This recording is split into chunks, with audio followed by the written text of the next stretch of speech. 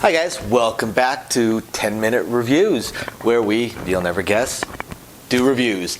Try and keep them at 10 minutes or less. It's going to be an ish. Sometimes we're going to go a little bit longer. And we primarily focus on our biggest passion. My wife and I have 9 bookcases overflowing. That's only because we got rid of about 60% of our books. So we read. We read a lot. So we're going to talk about authors. We're going to talk about books. Now, one thing that you guys will notice is that we do try not to talk about big name authors, the most famous ones out there. You guys don't need us to review J.R.R. Tolkien. You don't need us to review George R.R. Martin. Just not necessary. I like to focus on authors you guys may not have heard of, and especially for the entertainment readers. I'm not going to do a lot of reviews on the next great American novel. Mostly just going to be pulp, junk, stuff you might get for free on Amazon Kindle, things along those lines, because that's the kind of stuff that you're just looking for entertainment, right? And especially the Amazon Kindle ones. The Kindle Unlimited to me is an absolutely phenomenal thing because I get unlimited books for $10 a month, and the way I read, that translates out to about 15 cents a book. So that being said, today I actually want to talk about one of those cheaper, lesser known authors with just the pulp junky kind of books. Now, my wife would call these the wink wink nudge nudge type of books, and yeah, kind of is. There's definitely some graphic scenes in it. The author I'm talking about is Cebelius, Cebelius.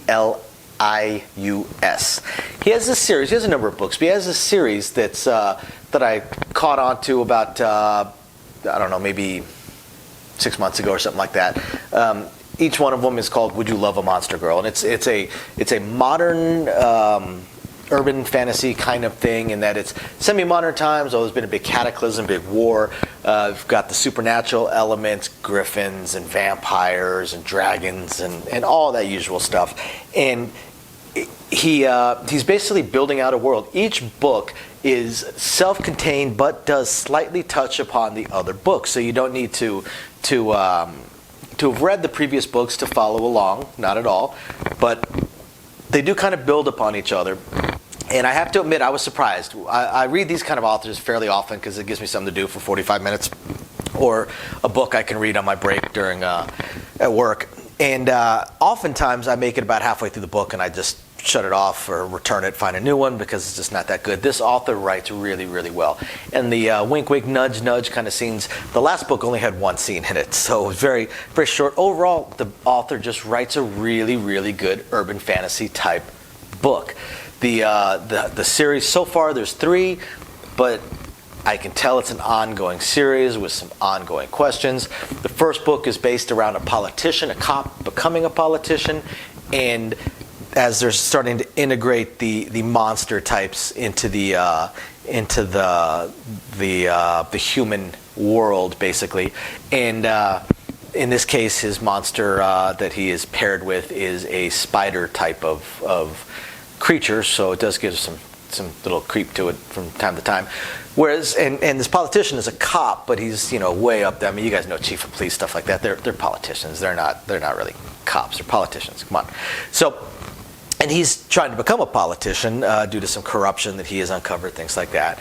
And then the second book actually ends up being focused on a cop that was a secondary character in the first book, and his new partner that is also a monster type creature.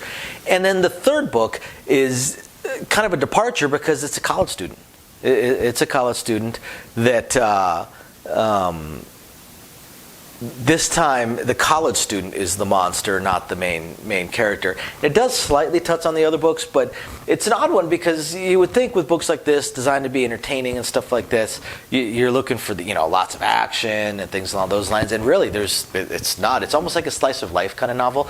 But the author just writes so well. It's so engaging, and the world he's building is so interesting that if you like this kind of fantasy, urban fantasy type of stuff, and the world building and all that, and you're not looking for highbrow entertainment, just to be entertained, this is a really good series. It really, really is. I really recommend this author, and I like to recommend these lesser known authors, these ones that are trying to make it as independent authors and get their names out there, get their names noticed, and that's again why I think the free options are so great that I'm able to get to.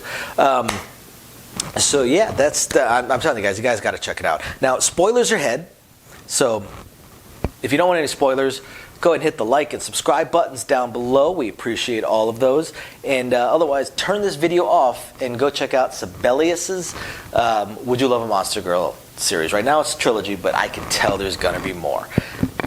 Otherwise, let's talk about a few spoilers. So in the first one, the character, he's rooting out corruption, and he gets paired with this monster, this spider monster girl. And the first book is more setting things up. It was a fascinating book, don't get me wrong, but it's my least favorite of the three. And she's extremely smart, very wealthy, so it doesn't necessarily need the job, ends up quitting the job so that she can help him on the political side, while not being his employee, so they can pursue a relationship.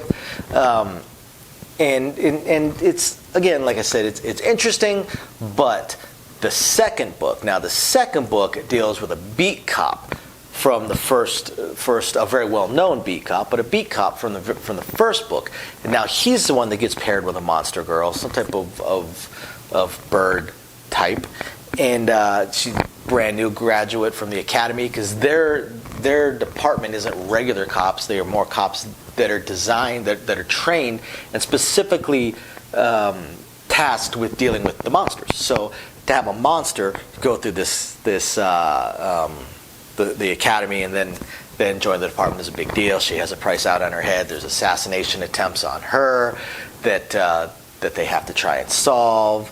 And at one point they take down they almost get an informant of a monster that is working with the assassins, trying to help them as a spotter, stuff like that, gang member, things along those lines.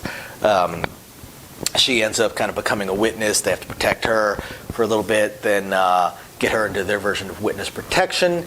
And the world itself is very fascinating, because it's this world where these monsters appeared out of nowhere. They showed up out of a portal, and they were winning. I mean, if you think about it, we could, honestly, with our modern technology, we could, of course, take down a dragon. Could we take down 30 of them? 30 of them, and 20,000 vampires that are all stronger than Iron Man, plus werewolves and griffins and all these other monster beasts? Probably not. We'd be outnumbered. And humans were breeding stock. So as they're losing the war, what they end up doing is these geneticists end up coming up with this virus that they unleash. Biowarfare. Only the virus targets humans. Because what it does is it creates something within the human genome that if the monster breeds with the human or tries to use it for breeding stock, the monster will die an extraordinarily painful death. They called it the spite, because they were spiting their enemies. And that actually forced a peace treaty, a ceasefire. Because, again, they were losing, and now they were kind of in this armed detente. And the world, because it got so devastated, they're basically city-states now. City-states, city countries almost, that are human-centric, but of course do have some monsters in it, because, again, peace treaty. Then you've got your wastes all around that are really dangerous, and that's where the wild monsters are. Some of them immigrate to the cities where they are second-class citizens, but at least they are citizens and have modern amenities and can get jobs and healthcare and things along those lines. Now, there are geneticists that can actually change an individual's genome so it is no longer lethal to a monster, but only to specific monsters. Hence, these books, kind of the underlying plot behind them is will this person and this monster fall in love, and will they be willing to go through this procedure, and so on and so forth. But there starts being some underlying questions in it as well. The third book, there's a dragon that's the big behind-the-scenes puppet master, while in the first book, it's an elder vampire that's a behind-the-scenes puppet master, kind of, and they apparently know each other, is revealed in the third book. Plus, there's this underlying plot of anti-monster sentiment that kind of appears to be that one beat cop from book 2's dad, quite possibly leading it. Plus, it turns out maybe one of these geneticists are leading it as well. And it's very, very interesting how he's setting up this plot. So, again, guys, you guys got to check it out. Really, really cool book. Really, really cool series. Thank you, everybody, for watching. I hope you guys enjoy the book. Comment, like, subscribe. Definitely comment if you got anything you would like us to read or just want to chat about the books. We will catch you guys next time. Bye now.